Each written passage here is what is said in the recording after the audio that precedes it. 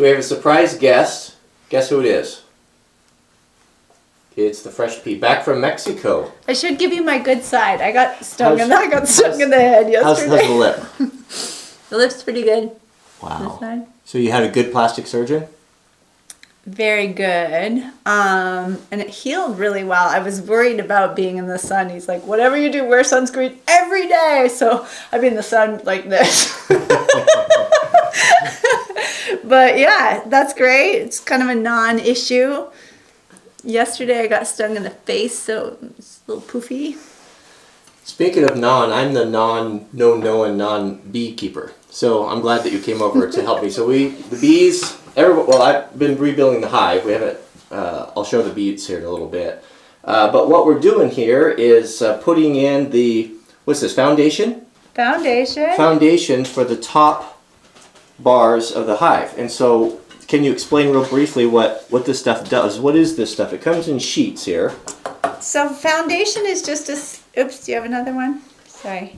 Yeah, yeah, here, you take the camera. But I'm supposed to have these ready for you. That's all right. So go ahead and explain what the foundation is.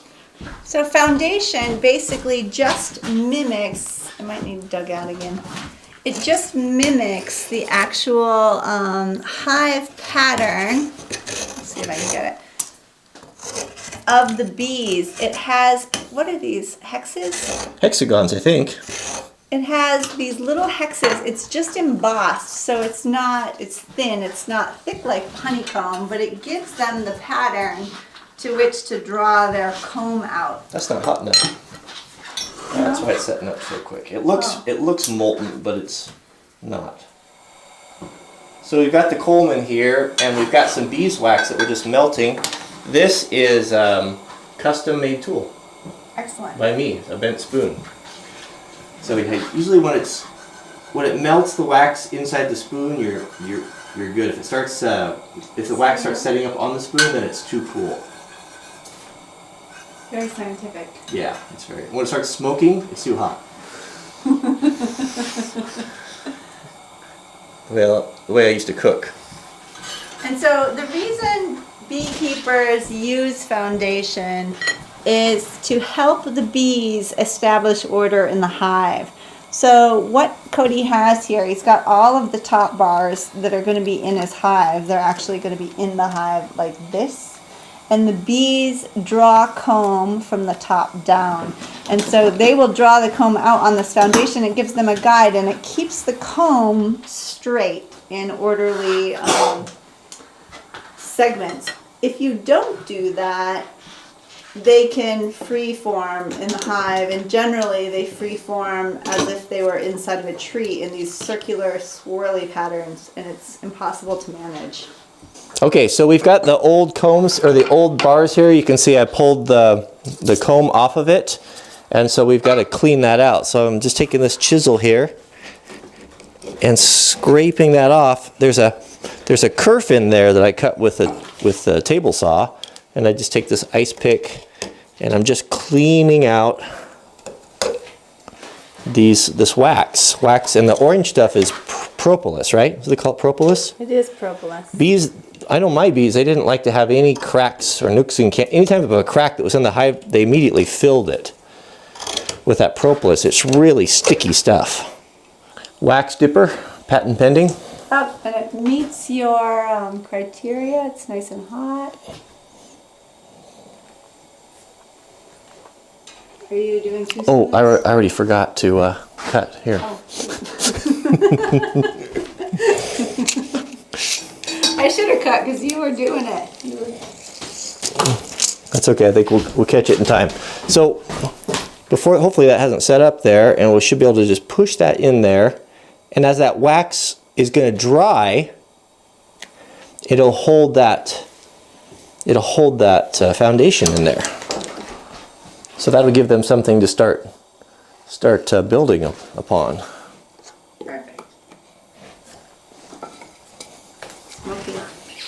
Okay, so Corinne's got this is a stack of foundation, just layers of beeswax there.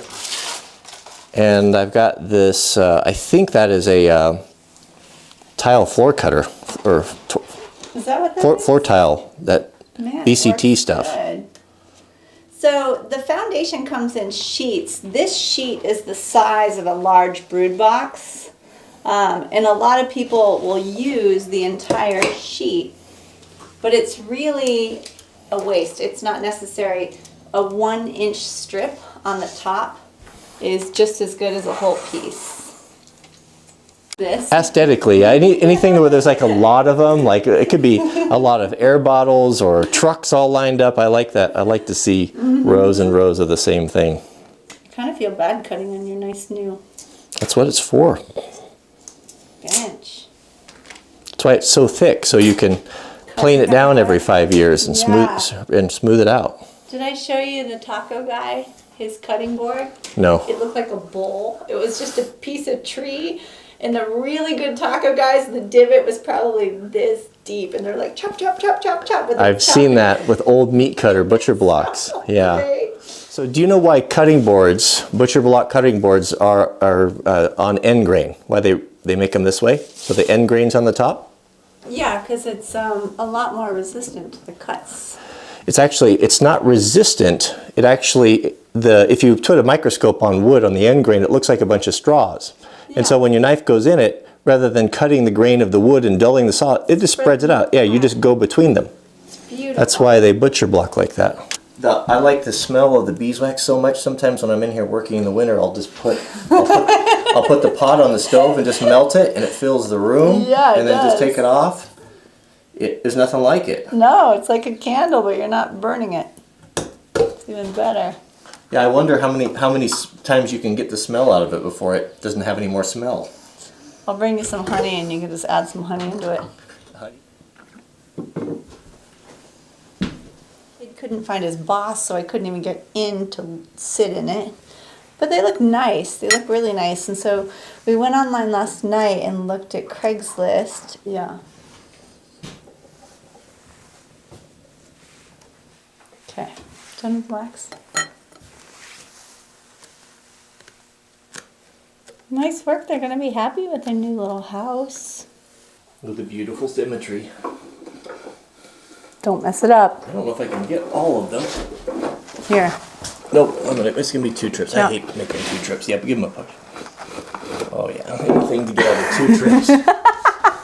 I hate 2 trips. All right, can you get the door? Exciting.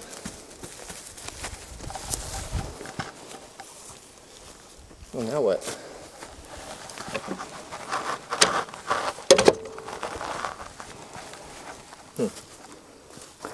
Long way. You want me to peel them off? I think you got them. Yeah, that'll be great. So I'm just going to set these top bars in as the bees will use them.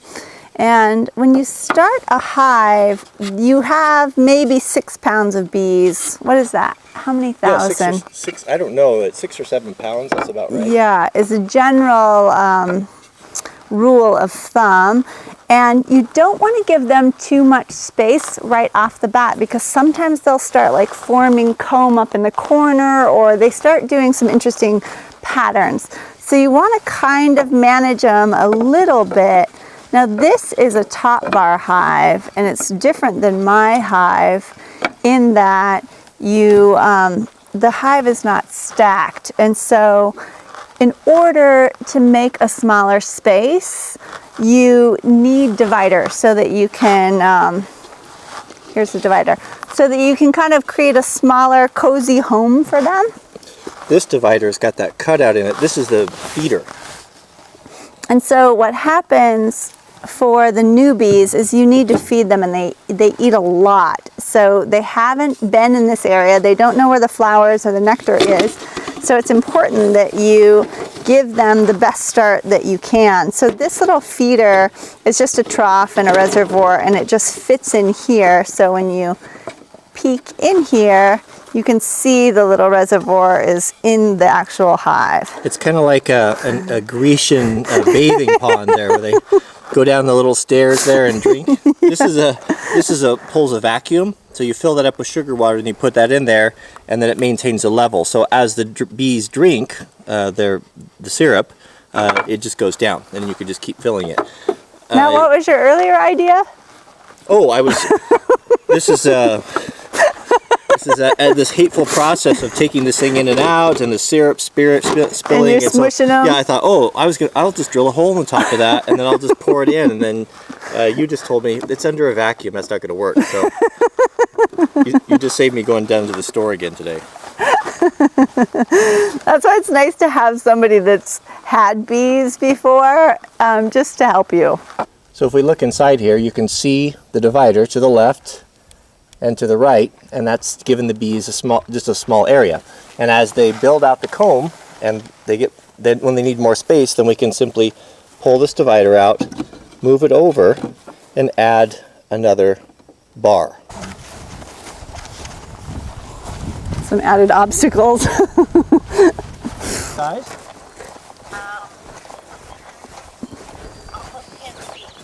That'll work.